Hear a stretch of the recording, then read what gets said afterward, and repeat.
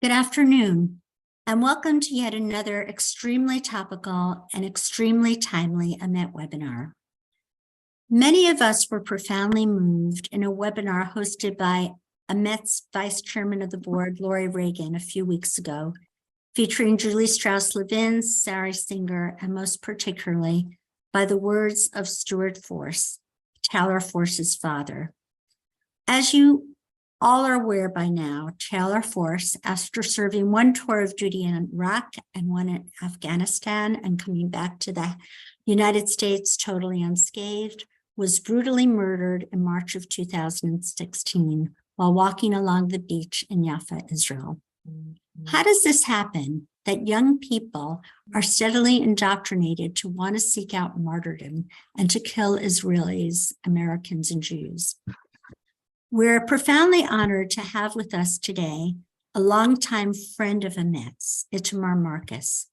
Itamar is the founder and director of Palestinian Media Watch and has been following in minute, excruciating detail the incitement to become a jihad that is ever present in the very oxygen that young children breathe, that emanates from their textbooks, from their sermons in the mosques, to the summer camps, to the films and advertisements on television. We at AMET believe that the real root of the problem and the failure to be able to have the dream of two states living side by side in peace and security is this indoctrination that the PA inebriates their children with. Here to expose us to what the Palestinian culture is like is Itamar Marcus. Itamar is the founder and director of PMW, as I said, which was founded in 1996. Itamar was the individual who first uncovered the lavish schedule of payments that the Palestinian Authority pays out to Palestinian prisoners or the families of martyrs to murder Israelis and Americans, known as pay for slay. He has presented several times in Congress and in the many European parliaments. Because of his presentation, the parliaments in Germany, Norway, the Netherlands, France, and Australia are considering passing a resolution that will label the Palestinian Authority as child abusers because of these inducements to cut their lives short and to become shaheeds, or martyrs, which is the very definition of child abuse. Itamar has many, many accomplishments under his belt.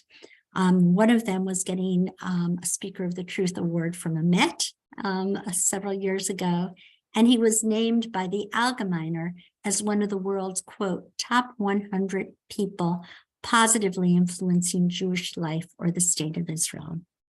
I'm very proud to say that whenever wonderful folks such as Itamar Marcus or Ambassador Yoram Ettinger come to the United States, we're proud to partner with them, and we're honored to take them around Capitol Hill along with us. Legislators need accurate facts and detailed information, or the truth, to be able to make the right kind of policy decisions to affect our future here at home, as well as that of our ally, Israel. For almost 2 decades, Congress has relied on AMET as a trusted and valuable resource, as well as our partners such as Itamar Marcus and Palestinian Media Watch. And without further ado, I'd like to introduce you to Itamar Marcus. Itamar. Thank you very much, Sarah, and thank you for the great partnership that we've had for many years on Capitol Hill. Just by word of introduction to those who are not familiar, Palestinian Media Watch was founded in 1996, a few years after the signing of the Oslo Accords, with the goal was to find out what was really happening in the internal Palestinian world. We knew what they were saying to negotiators and to diplomats and to the media. We wanted to know what was really happening. And to this end, we have studied everything that we can about the Palestinian Authority from all of its sources. We've studied their media, their official media, their social media, their Facebook pages of all the leaders, the Twitter accounts now, their school books, their educational magazines. And we really have the pulse of the Palestinian Authority. We know what they're planning, we know what they're saying, and we know what's happening. Right now, one of the things that we're really focusing on is a phenomenon that has gotten worse and worse I would say in the last 6 months, and that is there are so many teenage terrorists who are going out on terror attacks, and it's clear it's with the goal of being killed. It's with the goal of being killed. And parents are now going on TV and saying, yes, my son wanted to be a martyr. So the question is, where is this coming from? And that's what I want to explore with you today. And let me just do a share screen here so that you can all look at the presentation together. Okay, and so this is the question. What's happening in the PA? As far as we're concerned, it's not an accident that children are going out to kill and be killed. It's clear this is the indoctrination of the PA. This is what the PA wants. PA wants them not only to kill Israelis, but also to be killed. And our question is, how can the Palestinian Authority so successfully turn even good children? And these probably aren't all bad kids. They're not extremist kids. They're even good children. How do they turn them into terrorists and martyrdom seekers? And this is what I want to present to you. Today. So, first of all, just to show that this phenomenon is not me saying this. This is not PMW saying this. This is Palestinian parents saying this. This is from January 27th, just a few weeks ago. This is a mother of a Palestinian terrorist, child terrorist, and this is what she said that the Fatah put on their Facebook page. كل ام بتحب انها تكون ام شهيد، كل شهيد بحب انه يكون شهيد، كل طفل بحب انه يكون شهيد، كل شاب. Okay. Every martyr wants to become a martyr. Every child wants to be a martyr. Every young boy wants to be a martyr. This is what we have seen, and now parents are saying this also on to Palestinian population. Every child wants to be a martyr. The teams are competing with themselves. How did the Palestinian Authority succeed in creating something that goes so against a person's natural impulse for life? Seeking life, living, is the fundamental impulse, instinct. And the Palestinian Authority has erased this with the fundamental goal to be a martyr and to die for Allah. Let's show you how they have done this. So, first of all, the Palestinian Authority goes about this in a couple of stages. The first thing is to present Israelis and Jews as a target. And how do they do this? They do this through intense demonization of Jews and Israelis so that they can create the belief that if you kill Israeli civilians, it's the ethical thing to do. And dying for Allah is the ideal, it's the right thing to do. But first of all, why is it the right thing to do and the ethical thing to do to kill Israelis? So here's the first message. And it's fundamental to the Palestinian Authority. It's their Palestinian anti-Semitism, which teaches that the Jews are the source of evil in the world. The Jews are not just a danger to Palestinians, we're a danger to the entire world. And I want to show you some examples of this in their own words. This is a documentary that was produced by Fatah, that's the party of Mahmoud Abbas and the PA. This is a documentary that they produced. Look at how they turn everything on its head to present the Jews as a detrimental force in Europe. Sorry. هناك في أوروبا يقيم القوم مخيماتهم وأماكن سكناهم، جيتوهات ضيقة تبنى أعمدتها على الانفكاك عن البشر غرورا واشمئزازا من أغيار لا يرتقون إلى مكانتهم، من أناس هم أفاعٍ أبناء أفاعٍ حسب رؤيتهم. هناك تحاك كل مؤامرات الاستغلال المادي والبشري للغير، ويكره سكان الأرض جيتوهات. Okay, the Jews were this really evil force in the world. That's what they're saying. Other quotes in this documentary about the Jews is the Jews led the project to enslave humanity. The Jews allied with the Nazis to accumulate wealth. But the key is this: Jews were hated because of their racism and their filthy behavior. Jews brought anti-Semitism upon themselves. We're hated because of how terrible we are. That's the message from the Palestinian Authority, from Fatah to its people. And this isn't just this educational documentary. This comes from the top of the Palestinian Authority. Mahmoud Abbas appeared on TV at a major conference. And this is what he said. The Jews of Europe were subjugated to massacres every 10 to 15 years from the 11th century until the Holocaust. So he's talking about the horrific Jewish history, all the anti-Semitism, even the Holocaust. But why did it happen? It's not due to their religion, it's due to their social role. The social role connected to usury banks and so forth, other things as well. Abbas is saying this as well. Jews were hated, Jews were killed, and the Holocaust was because Europe was defending itself against the Jews. Europe felt the need to fight against the Jews because of their terrible social role. This is coming from the top of the Palestinian Authority. And it's current. I'll give you two recent examples from the recent, very, very recently. This is in the official Palestinian newspaper. The danger of the Israeli Jewish system reaches all parts of the world. Jews are continuing to fulfill the same negative social, economic, political role that caused societies in Europe to vomit them out. Again, we were vomited out of Europe because of who we are and because of our behavior. And one final example, this is just a couple of weeks ago, January 26th, on PATV. نحن ندافع عن كرامة الأمة العربية والإسلامية، ندافع عن كرامة الإنسانية جمعاء أمام هذا التغول الإسرائيلي، أمام هذه النازية الجديدة التي لن تقف عند حدود فلسطين، هي تتهدد الآن. Okay. Israel doesn't only threaten Palestinians, but we are neo-Nazis who threaten international peace at all levels. Again, this is what the Palestinians are doing here. The Palestinian Authority is they're globalizing the anti-Semitism. We don't only hate Jews and Israelis, everybody hates Jews and Israelis. That's the message that they're giving their people, and for good reason, because Jews are a threat to international peace at all levels. Now, second message of the Palestinian Authority is that they focus in, not just Jews aren't only a danger to everyone, but they're a particular danger to Palestinians. And I'll show you some examples of this, how they present it.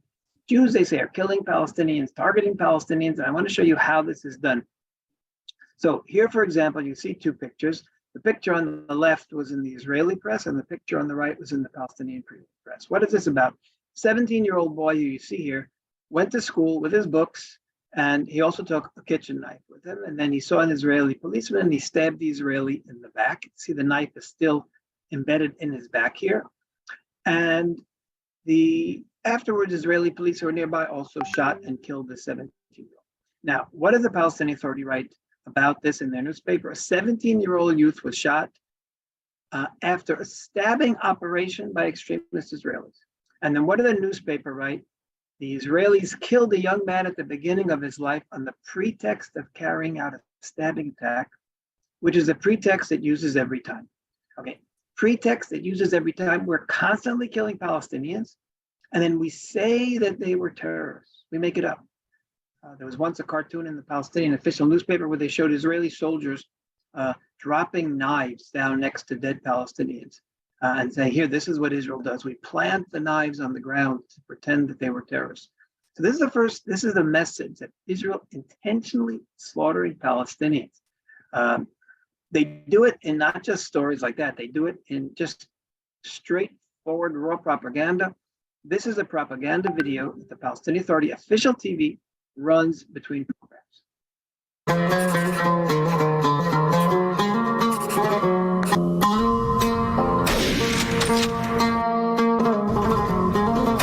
Okay, Israel is targeting children, trying to kill children.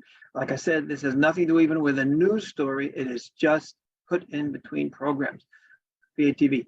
The Palestinians Palestinian Authority likes to accuse Israel of being worse than the Nazis. And you all remember Mahmoud Abbas this year said that Israel, when he was in Germany, of all places, said that Israel did 50 Holocausts against them. Well, right after that, the head of the Palestinian Authority Teachers Union went on TV to defend Mahmoud Abbas's statement. So this is the head of the Teachers Union in the Palestinian Authority. And what did he tell the TV station, Palestinian TV? Massacres have happened to the Palestinian people worse than the Holocaust. The Palestinian Holocaust has not ended. Daily measures are a Holocaust that renews every day. They're doing to the Palestinian people what they did, what the Germans did to the Jews. And finally, they talk about Abbas's book about Zionism and Nazism. Abbas wrote about Nazism and Zionism. They're two sides of the same coin. Again, what they do here is they take They take the worst example of genocide known to mankind, and then they package this onto Israelis, and they say we're even worse than them. We're even worse than the Nazis. And like I said, it wasn't just Abbas who said the 50 Holocaust. It's a common message, and here we're having it from the person in charge of the teachers union. So this is how Palestinian children are being brought up in the school system of the Palestinian Authority. There are dozens of different libels that the Palestinian Authority presents to its people to create hatred, and again, to make the sense that fighting Israelis is the right thing to do. One of those libels was just repeated many times. It was repeated again January of this year on PATV. This is what was said by a prisoner. أي شركة إسرائيلية تنتج دواء قبل ما يتم توزيعه بالسوق الإسرائيلي يتم تجربته على الأسرى. Okay, all medications that Israel produces, they first try them out on Palestinian prisoners. They're guinea pigs. Of course, a total lie, a total libel. Another similar libel, they said that Israel doesn't put real doctors in the prisons to take care of Palestinians. They say we put in people who came from other countries who never passed the proper medical exams. All this outrageous lies from the Palestinian people to the Palestinian people, so that Palestinians will think Israel deserves it. Israelis deserve it. Look how terrible those Israelis are to us. And the final libel that the PA does is that we threaten Islamic holy sites. Now, this is critical. Almost essentially all the terror waves that the Palestinian Authority has started, from the so-called Al-Aqsa Intifada in 2004 years, 2014, 15, and then in 2021 when they was fighting, it was all around Jerusalem, always claiming that we are defiling Jerusalem. We want to destroy the Al-Aqsa Mosque, all of these lies. I'll just show you how this is passed on to Palestinians. This is a cartoon in a Palestinian Authority school book. And the children who are in grade 7, very young children, are taught here to write a paragraph about the message that the illustrator wanted to convey. Well, of course, they have to write that Israel is trying to undermine and destroy the Al-Aqsa Mosque. That's their message here. It's a fundamental of Palestinian Authority ideology. They also sometimes do this in cartoons. And now these are fillers also for Palestinian TV. I'll just show you. So this one here, they have, this could be straight out of the Nazi Nazi playbook here, where you have, the Star of David on this monstrous, poisonous snake with its head facing down at Jerusalem. Here, Israel is a snake. When COVID, well, here we have got COVID and Israeli soldiers threatening. These are all videos. These are all videos that ran as fillers between Palestinian TV from 2021 through 2022. Here you see the two mosques, and you see Israel attacking and the COVID attacking. So this is constant messaging from the Palestinian Authority. Final example I'll give you. This combines a number of these issues from the most important religious figure in the Palestinian Authority. His name is Mahmoud al-Abbas. He was appointed by Mahmoud Abbas to be his advisor on Islam, as well as to be head of the Sharia courts. And he also gives most of the sermons currently on Friday on Palestinian TV. So he is the voice of Islam for the Palestinian Authority. And in one of his recent lessons, he was talking about trying to keep the Jews. They must keep the Jews away from the Temple Mount, which they call the Al-Aqsa Mosque. Israel's not going into the Al-Aqsa Mosque. No Israelis are going, and they're going to the Temple Mount. But they've decided to call the whole Temple Mount area part of the Al-Aqsa Mosque. But look how he described the Jews. He said, Jews in the Temple Mount are grazing herds of humanoids. People are creatures that Allah created in the form of humans. Jews are less than human. He said Allah has cursed them and made them into apes and pigs. And he's quoting the Quran source here. So Quran source could be sitting there quietly, not bothering anyone, but here he's putting it on TV. Jews are humanoids. We're not really people. Meaning, of course, he doesn't say it in this particular thing, but if you kill them, you're not even killing a human being. That's the message here. They are literally subhumans. We are descendants of apes and pigs. We are apes and pigs. We're in the shape of humanoids. So this is coming from the top religious figure in the Palestinian Authority. Now, the final message to make it seem like, make Palestinians believe that they have the right to kill Israelis, is the message that Israel doesn't have any right to exist at all. Now, to show you some examples of this. So first of all, the first message is Israel never had a history in the land. And this is a quote from a new report that we're releasing on a Fatah educational magazine. The name of the report is Teaching Terror to Tots, and you can find it on our website. And this is one of the quotes. What do they talk about? Why does Israel have no right to exist? This is what the children are taught. The Jews are foreigners who came from all ends of the earth, foreigners who did not know Palestine, did not live in it, neither them nor their fathers or their forefathers. They don't even have one color or one ethnic origin. They're a strange and odd mixture of different races. Very straightforward. Jews have no history in the land. They have no right to exist as a state. But what about the Palestinians? And here's this incredible lie. This is the Palestinian Authority Prime Minister on TV. Look how many lies he makes in one statement.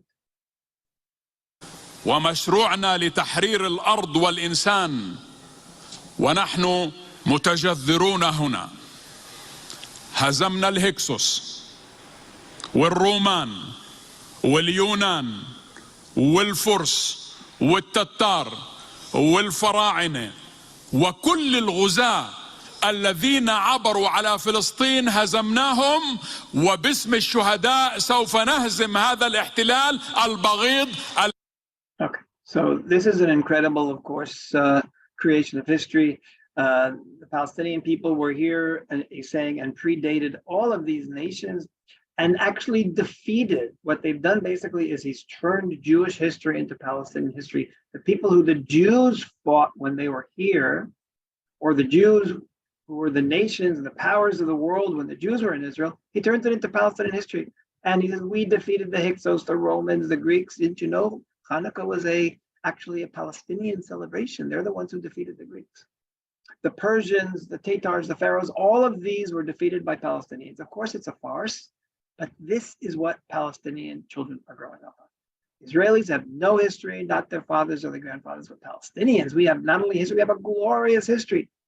And just like we defeated the Romans and the Greeks, we will defeat this hated occupation, i.e. Israel. That's their term for Israel, not just Judea and Samaria. Israel is a hated occupation that will leave our land. Coming from the Prime Minister of the Palestinian Authority, let there be no doubt, the Palestinian Authority never tells its own people that the goal is a two-state solution beside Israel. They tell their people the goal is we will defeat this hated occupation. They will leave our land, and it comes so regularly we don't even have to really, it's almost repetitive to repeat this message. They repeat it all the time. Now, here's Abbas's advisor again, repeating, Israel's very existence contradicts international law. What right do you have to bring people here that have no connection to this land and plant them here? Again, all coming, constant messaging, Israel has no right to exist. We contradict international law. And the children, of course, get the same message. This is the Ministry of Education's Facebook page. This is inside a school. And it says here in the text, Palestine, the entire land is ours from the sea to the river. And of course, this is a map that includes all of Israel. Likewise here, this is my homeland. So the Ministry of Education is on board. That's the way the kids in the Palestinian Authority are. So if I can summarize then, these are the four fundamentals of Palestinian ideology that justify attacking and killing Israelis. The first one is all of humanity are victims and endangered by the Jews. By the way, that you, of course, recognize that was also a fundamental of Nazi ideology, to present the Jews as a threat to humanity. And therefore, the Nazis said they were doing a service to humanity. That's what Palestinians are saying here. The Jews are a threat to humanity, a threat to world peace. Everyone's victim of the Jews. And then they the Palestinians, are particular victims. We are killing them, we're targeting them, etc. We're targeting their holy sites. And finally, the whole state has no right to be here. You're a Palestinian kid, you're a good kid, you're a kid with values, you're a kid with morals, and you hear this and you say, oh my God, I have to kill them. I have to go out, I have a right to kill them because they are a threat to my family, they're a threat to everything that I hold dear. They have no right to be here. I'm going to do a service to my family, to my people, and to humanity. I'm going to attack the Jews. That's what a good Palestinian kid is going to say.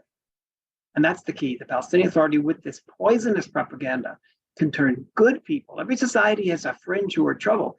Palestinian Authority is playing even to good people with good values with this message. Now, therefore, they say, with all of this, I'm going to show you how they say this. For example, this is again Mahmoud al-Abbas, top religious figure.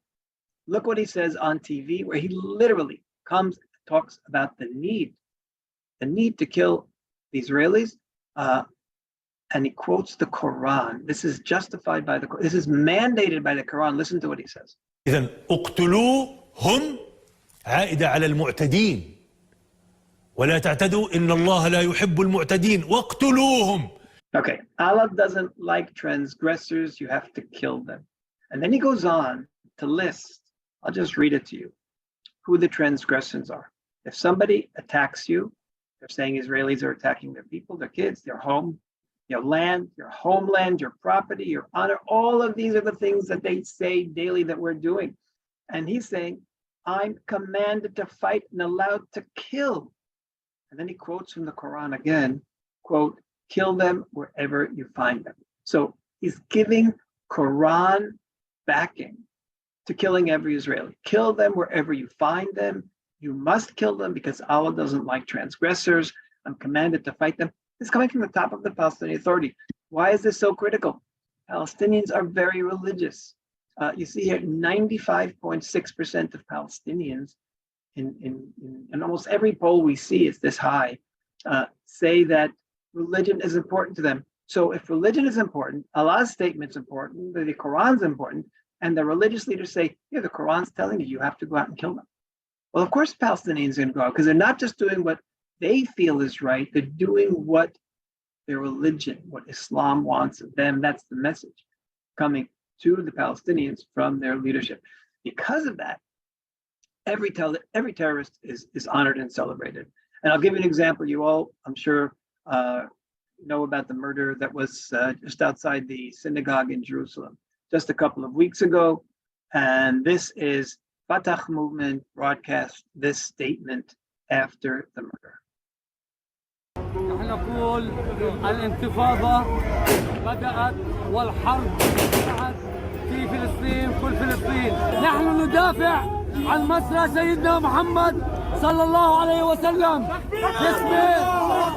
باسم كل المقاتلين. نحيي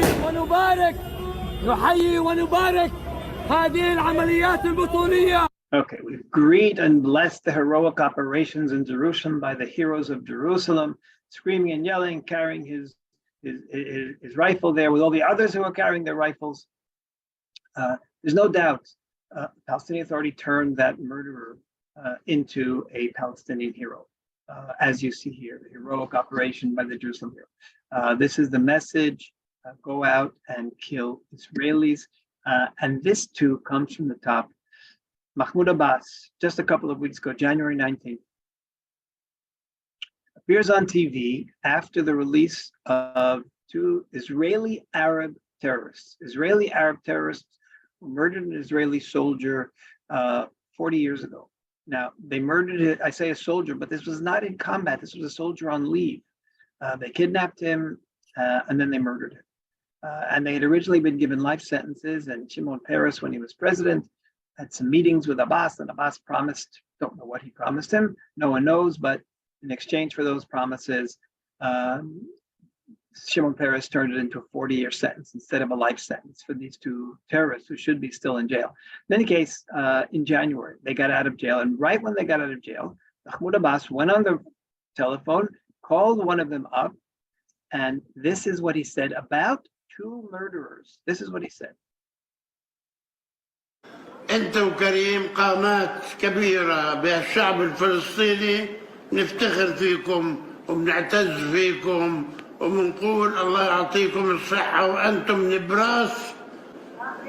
Okay, and this is just unbelievable. You murderers of Israelis are the role models of this nation, the models of this people, the icons of the Palestinian people. Anyone who wants to tell you that Mahmoud Abbas actually wants peace and he's against violence and he's against terror, which is his claim every time he speaks to anyone from Washington, which is what people in the administration are telling us, It is a complete and total lie. Just take this video and show it to them. Here's Abbas saying that murderers are role models for the Palestinian people, the icons of the Palestinian people. And then he went on and on in his rambling there, that he said at the end that we will go to Ara, this is the Israeli town, and visit you. We have been in this land a long time, for 5,000 years. We will get rid of this occupation, again, meaning Israel, this coming from Hamas also. So it's got to be clear what we're dealing with here. The Palestinian Authority is a terror-promoting entity. The leadership is terror-promoting and terror supporting. And finally, if the Jews are such a terrible force in the world, the end for humanity will only get better with the extermination of the Jews. We've heard this many times from Palestinian religious leaders on TV. They quote a hadith that talks about the end of time only coming after Muslims fight the Jews and kill them. And therefore, Palestinian religious figures, sometimes on TV, actually do the following.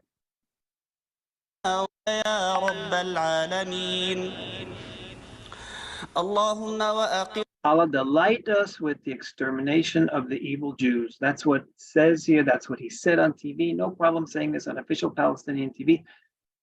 Delight us with the extermination of the evil Jews. It's not just the Jews, it's the evil Jews. They deserve it. They're evil. That's the thing. Allah's going to clean up the world for humanity by getting rid of the Jews. That's the message from the PA to its people. And we see it here, like I said, from these religious leaders. Now, the final thing that we're going to talk about is the shahada, the martyrdom, literally death for Allah. Shahada means death for Allah. Shahada comes from the word witness, with Allah's witness that you died for him. That's what shahada means. We translate it in English martyrdom, but shahada has much, much more power and much more religious significance. It means that you've done something that Allah is sanctioning as a positive act. That's what you are called a shaheed. That's what it means. In any case, this is now. Why does the Palestinian Authority focus so intently on telling its people that about the greatness of being a martyr? Why do they do this? And the answer is very simple. The greatest deterrent for terror is the fear of death. And the Palestinian Authority, in order to get rid of that deterrence, they flipped it and they turned death for Allah, or death fighting Israelis, into the best thing that can happen to you. So that if you do this for enough years, and if the kids are brought up on this from the time they're 5, 6, 7 years old, as you'll see in a moment, then of course you absolutely are convinced this is the best thing I can do in my life, because I can go out to Israeli and be killed. And I want to show you first at the adult level. This is the Prime Minister of the Palestinian Authority again, and look how he describes death, dying, fighting Israelis. والشهادة وسام شرف وتكريم للذين يقتلوا في سبيل الله والوطن والشهيد بطل. Okay, and then he goes on and on. Their blood is perfume. They're in paradise together with the righteous and the prophets. And he says, who is it? These are the people who died in the uprisings in the Intifada. So saying, you fight against Israelis, and you die, you are with Allah. You are with the righteous, you're with the prophets, and it's an honor. It's a medal of honor. It's the best thing. The religious leaders go even further. And here's a religious leader on TV a few months ago. And what did he say? If a person is killed as a martyr, it's not random. It was arranged by Allah. He chose martyrdom and Allah chose him. You're so special if you die. It means that Allah chose you to be a martyr. It's not just a happenstance. It's not just an occurrence. You die fighting Israelis. This means that Allah personally, individually chose you. And of course, you have all these rewards. We'll talk about that in a moment. Now, they also promote this not just by political leaders, not just religious leaders, they even have music. And I'm going to show you this is incredible. This was on in December, just a few months ago. This was a funeral of a terrorist who was killed. Now listen to the music that Palestinian Authority played while showing the video of this funeral.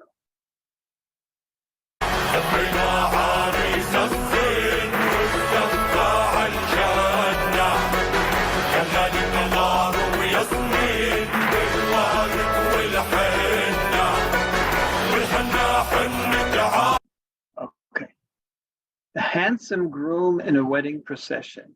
And why is he a handsome groom in a wedding procession? Because the Palestinian Authority draws on the Islamic tradition that someone who dies for Allah becomes a shaheed, marries 72 virgins in paradise, the dark-eyed maidens of paradise.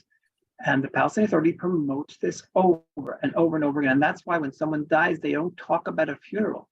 They talk about a wedding procession. And that's what's happening here. This is a funeral. You see here the dead body, but they're calling him a handsome groom in a wedding procession going to paradise.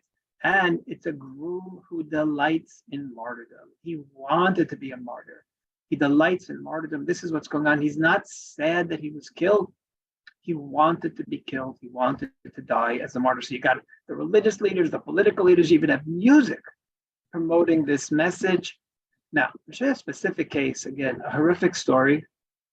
The picture you're seeing here is Noah Lazar, an 18-year-old Israeli policewoman who was murdered while she was on patrol in October of 2022, just a few months ago. She was actually at a roadblock with other policewomen. And Palestinian terrorists walked up to them, and as he approached her, he pulled out his gun and shot her literally right in the face and murdered her. And then he escaped. And he was actually free for a couple of weeks. And then he tried to attack Israelis again. And I want to show you the security camera of his attack and how he was killed. And then I'm going to show you what the Palestinian Authority did with this attack. So this is his attack, the one who murdered Noah. He's shooting, and this security camera caught the whole thing.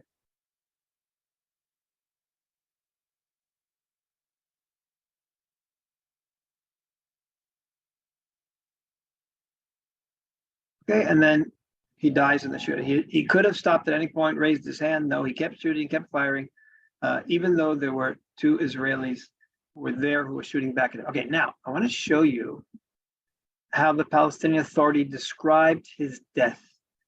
Udai al-Tamimi, that was who that was, understood without a doubt that death as a martyr in an epic battle is a certain way to start life with freedom, glory, honor, and peace for Palestine and its residents. This was freedom, glory, and honor that he did. This was an epic battle. So instead of saying, Palestinians, don't go and kill yourself, they're turning his death into this super, an epic battle. This is heroic. This is an honor. That's what the Palestinian Authority is doing. So they have it as a general statement. And then when it's specifics, they turn the individual likewise into this superhero because he fought till the death. Finally, children are likewise being taught the same thing. I want to show you Palestinian summer camp this year.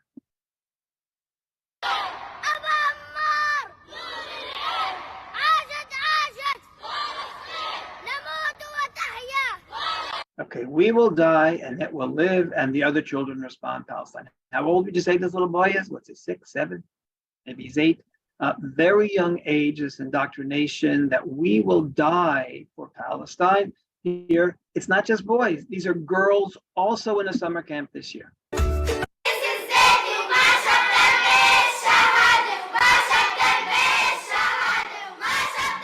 3 times in this chant, he went on the path talking about some terrorists. He went on the path to martyrdom. Girls, so boys are learning at a young age, girls are learning at a young age. This is the message of the PA to their children. Here's one of the most outrageous ones we saw. Fatah put this on their Facebook page, story of a young boy who's not finishing his dinner. So his mother promises him present if he finishes his dinner, and he's surprised by the present that she brings him. أمه بطلة بهية تحمل الهدية نظر إليها فإذا بها بندقية صاح بأعلى صوته يا أمي يا أمي ما هذه أهذه هي الهدية ضمته إليها واحتضنته بيديها وقالت يا بني لم نخلق للسعادة فأنت في نظري مشروع للشهادة فالقدس لنا وسلاحنا إسلامنا وذخيرتنا أبناء. Okay, our ammunition is our children. Now, it's probably the worst message you could give to a child. You have literally no value in and of yourself. You are ammunition for a different cause. You're going to die. You're going to be a martyr. That's what I want for you. And this is a mother. In this poem, this is a mother talking to her son. And Fatah thought this was so important, they put this on their Facebook page, this rendition by this little girl. So Fatah is passing this message on to its 300,000 children or followers that you're ammunition, you're nothing more than ammunition to die for our political cause. That's their message. Now, the result is, and this is the children are answering the call. This is what I started with. This is happening today a few times a week. There are teenagers going out, not just trying to kill, but they're putting themselves in situations where they know they're going to be killed, where they want to be killed. And I'll just show you. Here is a father of a dead teen terrorist. Look what he said on Palestinian TV. النبي بس إن شاء الله كل الشعب الفلسطيني شهداء وهذا إحنا تمنينا من الله.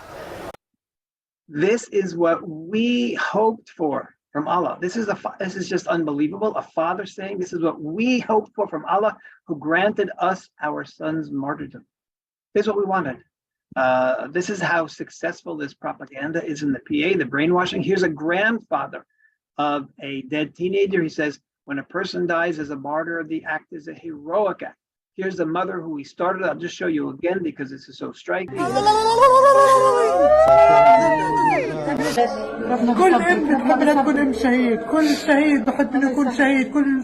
Every child wants to be a martyr. Every young boy wants to be a martyr. This is what's going on now in the PA. Here's another mother of a dead teen terrorist. الحمد لله على كل حال الحمد لله طلب الشهادة ونالها الحمد لله أحلى عريس بالدنيا أحلى. Okay, he asked for martyrdom and he received it, and he's the most handsome groom in the world. That's like the video we saw. The most handsome groom in the world. Her son is the most handsome groom because he's marrying the virgins of paradise. And then she adds at the end, we will accompany him as a groom to his wedding in paradise. This is how the parents as well as the children are all convinced of this. A father of a dead 16-year-old, my son wished for martyrdom death for 2 years. Praise Allah, he achieved it. This is in the official newspaper. This boy here, 16-year-old, comes to his mother, he pats her on the shoulder and he says, get ready to receive those congratulating you over my death as a martyr.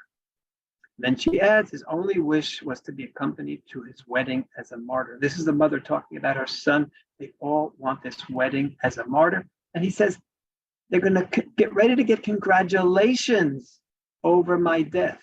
He's telling her that his coming death, because he's going to kill himself, is something that people are going to congratulate you about. That's what he's telling her. And then it goes on. I just have a lot of examples. I'm not going to read them all because I want you to see how common it is now. From afternoon until evening, he kept saying, I want to be a martyr. A 16-year-old, the mother of a 16-year-old. You asked for martyrdom and you achieved it. A father of a 19-year-old. He wanted to die as a martyr and achieved martyrdom. A mother and sister, and more and more and more. And the final thing, Palestinian kids are now, in anticipation of their death, they're writing wills. They're writing literally wills to notify, and also notifying their friends, not just their parents. And this is one of the really tragic wills that we saw, where you see the innocence of this little kid, 16-year-old boy. And this is from you just listen to his words and you realize how tragic this situation is, that he feels he has to go kill himself. Because listen to this. He writes, if I die, don't forget the following. Don't put me in a refrigerator morgue because I don't like the cold. I want you to bury me where there are other children so I won't be alone. Leave my social media accounts open. Upload posts. I don't want anyone to forget me. My bracelet that I love is under my pillow. Don't lose it. You could put my name in the Quran and distribute it to people. Come visit me every few days and talk to me. I will hear you. And finally, don't cry. I don't want anyone to be angry at me or to cry because of me. He's saying, don't be angry. I'm going out to kill myself, but don't be angry. I've chosen this. This is what I want. Don't cry. Don't be angry. We had another one of these just a few days ago, January 16th. Another boy, 14-year-old boy this time. He wrote this note, and some of the words in this note, praise Allah. Allah has realized my dream for me, which is martyrdom for Allah. And that parentheses is in the source.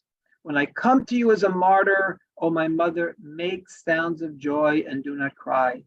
Do not be sad, O Father. I wished for martyrdom and achieved it. It's, like I said, This is a society that is completely warped right now.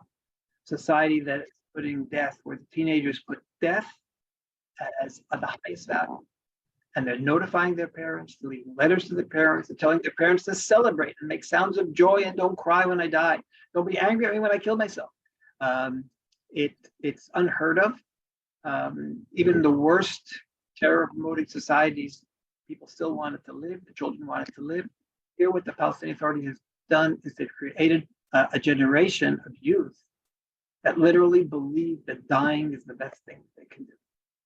That's a great tragedy. It's a tragedy for Palestinians, and of course, it's a tragedy for Israelis as well.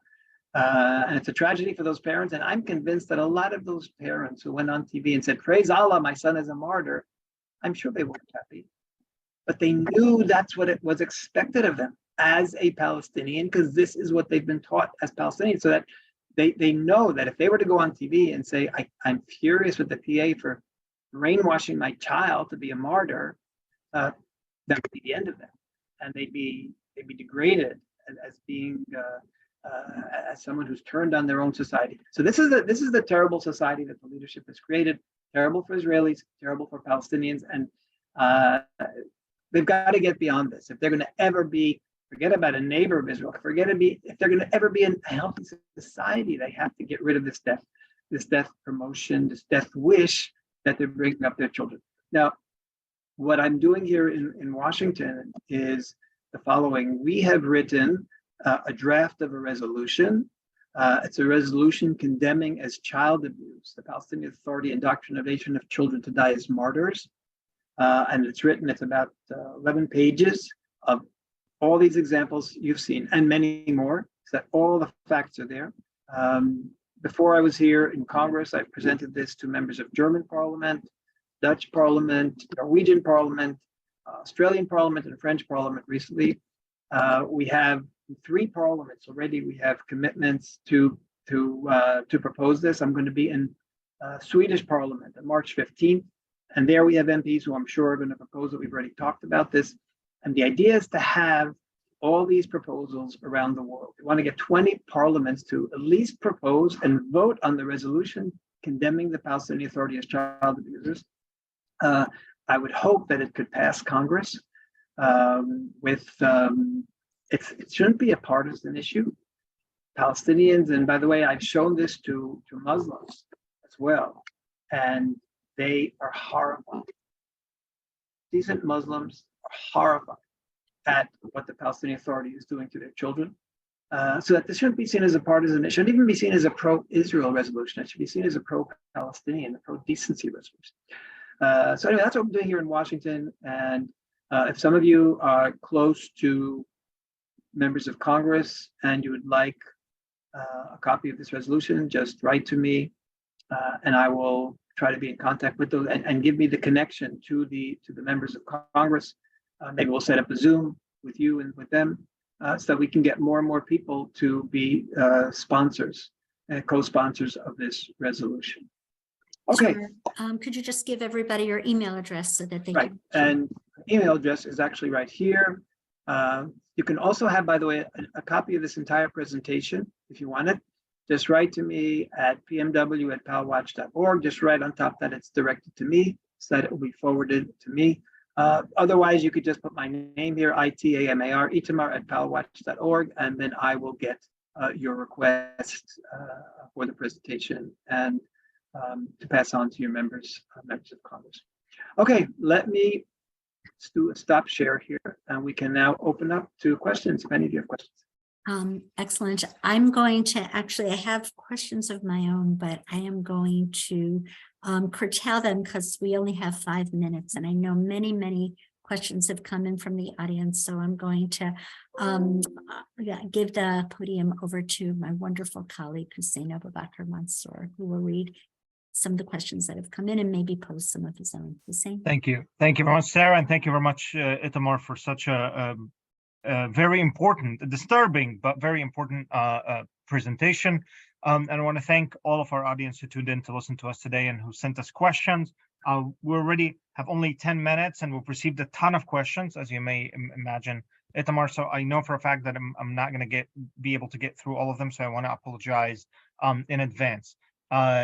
So one of the very first questions that we've received is asking, has any international or UN children's organization of any sort, any pediatric association, the American Pediatric Society, Doctors Without Border, offered a position, a paper about this at all, or took a stand against this at all? Okay, and the answer is no, because we are just now starting to go around with this. And the goal in having these resolutions or the proposals, the resolutions in Congress and through Europe, is to create the awareness for the international organization. So the truth is that I might try to go to the UN as well, but I think the UN will need pressure from the international community. So I want to start with the Congress and the parliaments, where I think we'll do better first. Right. We've received a lot of questions asking, have Congress members seen this? So I think you already answered this multiple times, and this is actually why you're here in DC, having meetings on the Hill all day. Actually, we had meetings before this presentation. We're going to have meetings right after. We have a question asking, what about Holocaust museums? Have you reached out to Holocaust museums? Why are they not addressing this or talking about this at all? I haven't yet reached out to Holocaust museums. It's a great idea. I'm very close with Rabbi Cooper and in Los Angeles for the Wiesenthal Center, and of course the Holocaust Museum in Jerusalem. And that's a very good idea, and I think I will speak to them about this. Great. And another question asking, what usually happens in your discussions with congressional offices and leadership? So what happens is I make this presentation. It's a little bit shorter, but not always, especially if it's to a large group and they give me the full hour.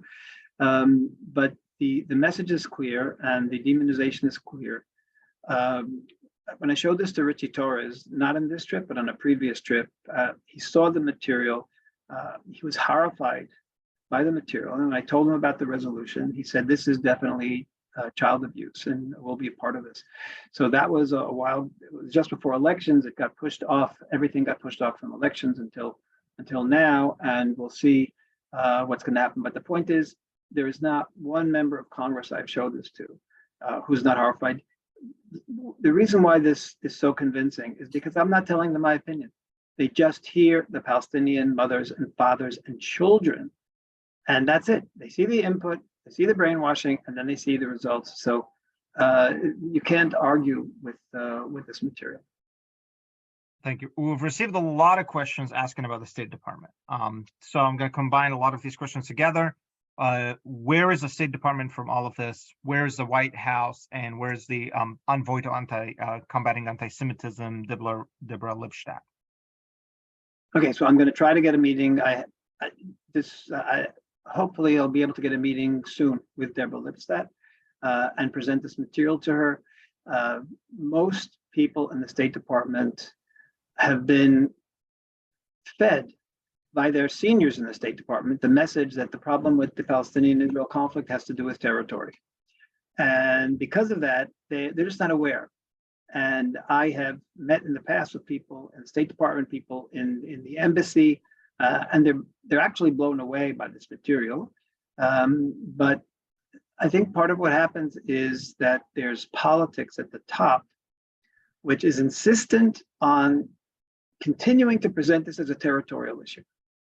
And of course, it's not territorial, as you see. It's a vicious anti-Semitic issue. Israel has no right to exist. It cannot be resolved, according to the Palestinians, by territorial changes, only by the elimination of Israel. And this is what the State Department, but the State Department has an interest for years in this message.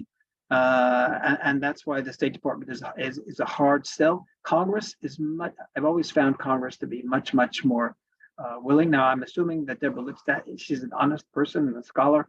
I'm assuming when she sees this material, and of course, I'll focus more on Palestinian anti-Semitism and the similarities in terms of this idea of Jews as a demonic force in the world. I'm assuming that for her, that will be very significant, of course, and she will see right away the connection between that and other ideologies in the past. Thank you. We've received also a number of questions about the Israeli government. Is the Israeli government doing anything about this? So the Israeli government, of course, we just have a new government now. I'm working very closely, first of all, with, in general, we're working with Israeli leadership very closely in the past, and especially right now. Minister Shikli is in charge of dealing with anti-Semitism, and he recently released a report. He sent me a copy of his section on Palestinian anti-Semitism before it was released, and I said that there were problems there, and he said, so just rewrite it. So I just wrote a whole different thing, and this was part of the Israeli government report on anti-Semitism, which was just on Palestinian anti-Semitism that we wrote. I've been in touch with him since then a few more times about this, and as soon as I get back to Israel, I will be telling him. He's also in charge of diaspora relations. So I will be telling you about my visits to the States now, about my work also in Los Angeles and my connections with different Jewish communities. And I work very closely with him and with other members of the government. By the way, a new law was just proposed 10 days ago in the Knesset. The law takes away citizenship from Israeli Arabs who accept payment. Israeli Arab terrorists who go to jail and accept payment from the Palestinian Authority, they immediately will lose citizenship. Right now, they don't lose citizenship. When they get out of jail, they continue to get national security payments and all the other benefits of an Israeli health insurance. Our suggestion, and if you look in the newspaper, Yisrael Hayom wrote it up, the big headline, it passed the first reading, and the second sentence of the subheadline was, this is the brainchild of Palestinian Media Watch. This is something that we're very much involved in the writing of and coming up with this idea. And there are many other different, we're working very closely with this government, and a lot of the things that we've been hoping for many years, I expect are going to be passed and implemented in the near future. Thank you. We're running out of time. So again, I want to apologize to all of our viewers who sent us a lot of questions that we didn't get to. You can email Itamar at the email address. Yes, they can email me directly. Yes. Yeah, and the last question that we'll take, it's actually going to take a question from Stuart Force, who's been watching your presentation. First of all, he's thanking you, he and Robbie, for your efforts because they rely on this fact-based information and journalism to talk about this issue. And they are asking you, have you had any feedback from pro-Palestinian groups or figures about this? The question, of course, have you made this presentation to people who are pro-Palestinian, and what do they say about this? Okay, so first I just have to say hello and good to see you again, Stuart and Robbie. I'm so glad that you were able to join. And the answer is, first of all, there are Palestinians who we work with in Israel, and I've given presentations to members of parliament together with one of my Palestinian colleagues, and he's from a refugee camp. And he tells them, yes, I was brought up on all this hatred, and he describes how he believed it and how he was sure every Israeli wanted to kill him. And then he describes how he got out of it. So he and others have worked with me on this. When I was in Norway, and this is very interesting, the ambassador, Israel's ambassador in Norway, scheduled a lunch where he invited the heads of 6 different Norwegian think tanks, top think tanks. So during the lunch at his house, I made a presentation and then sat down after the presentation, and all of us talked about the findings. And so all the heads of the think tanks were saying, wow, we're dealing with the Middle East. We had no idea, we didn't realize, and it was very, very strong. And one of the heads of a think tank was a Muslim woman, head of a Muslim think tank. And finally, he turns to her and says, you've been quiet. What is your response to this material? So she had 2 comments. First, she said, my first comment is, I wish it would have been more balanced. Fine. I wasn't trying to be balanced. I wanted to show what was really going on. But the second comment, she says, I absolutely reject this. This is horrific. This is terrible. No children should be brought up this way. It's an outrage that the Palestinian Authority is bringing up their kids. And in private conversation with her after the meeting, she said that next time I'm in Oslo, she would actually like to have a presentation for different Muslim organizations that she would arrange. So, like I said, Muslims care about children, who care about people, who care about life, are horrified by this. This resolution is not anti-Palestinian. It's pro-children and it's pro-life. And that's why I'm hoping that we can succeed here in Congress and getting a large number to propose it. And and then have it pass. And I'm hoping that we will succeed in, like I say, our goal is to have 20 parliaments who will propose this resolution. Hey, thank you so much, Itamar. It is always a pleasure to partner with you and to shed sunlight on the truth, the emet, about what is really going on within Palestinian culture and society. If you would like to support the good work of Palestinian Media Watch, your website is Palestinian Media Watch. No, it's palwatch.org. Palwatch.org. And of course, we really do depend on contributions to ametonline.org in order to be able to sustain ourselves and to be able to pay our wonderful staff that has helped to accompany Itamar around Capitol Hill and to help shed sunlight on the emet, on the truth. Thanks again, Itamar, for your wonderful work. And thank you very much for the partnership and for the days on Capitol Hill. Thank you. Bye-bye.